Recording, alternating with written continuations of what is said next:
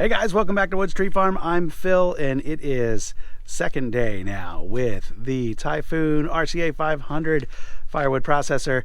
I'm really starting to get a good feel for it now. And this thing is super intuitive. Yesterday, I actually let my son hop on it for a little bit. Within a couple minutes, he was flying through the wood, piece of cake. But I did notice at the end of the last run, the chain was really starting to slow down. And it was an old chain when it arrived here, but it seemed to be cutting fine for the first little bit that we ran it. But like I said, after a little while, it was really starting to slow down. So we need to change the chain. So we're going to cover that in today's video. And we are going to swap out, or I already swapped out, into an 8-way wedge. And we're going to put some larger wood through it. So in the last video, which if you didn't see, check out the pinned comment or look at the video's description. There's going to be a link to that last video. I was running lots of small stuff through it. I've had loads of, I still have some small wood that is just a chore to chop up with a chainsaw. It doesn't yield that much firewood, but this was a breeze. Just moving the joystick, making firewood. But you can see what I have up here now. Let me stretch out my tape measure and I'll show you what I got up here. This is some nice size stuff. This is, of course, that's the bell end, and that's showing 18 inches. I actually don't know what the capacity of this thing is. I should probably look that up before we get too far along. This one here, 16 and a half, 17 inches. So definitely some larger stuff. Let's go check the other end of that big fat one. See, that end's only 13 inches. 10, 12, 10 and a half. So let's get into figuring out how to swap out the chain. It's not supposed to be that difficult, but I probably jinxed it. I always say stuff like that. Oh, this will be easy. This will be a piece of cake. And then it turns into an hour job. But this one really is supposed to be easy. Let's get some tools, get to work. All right, so to get in this, I'm pretty sure we need to open that. There's a 13 millimeter fastener right here.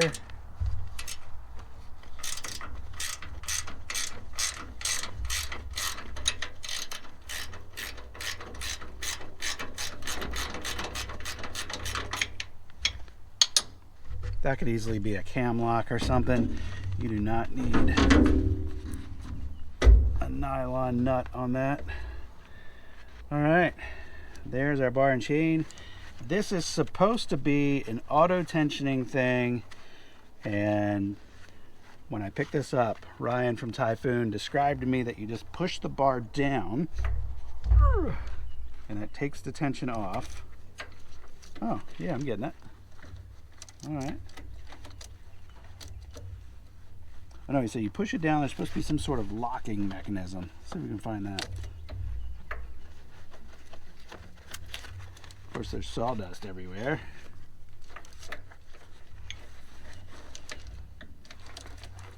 Maybe the sawdust is my locking mechanism.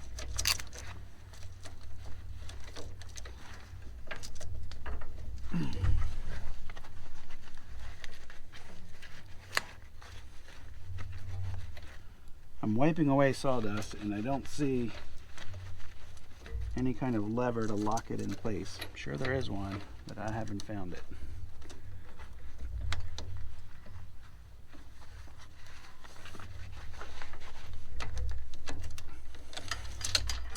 Right.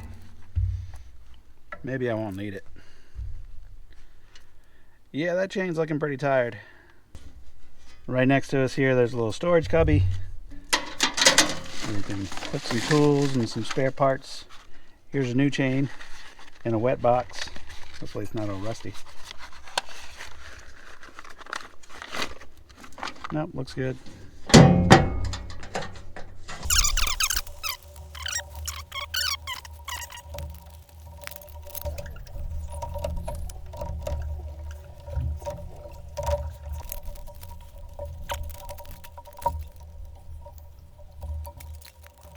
All right, for the first time, running time on the camera says 14 minutes. I think that included my little bit of talking to you at the beginning. That took a while. I'm sure it would be faster.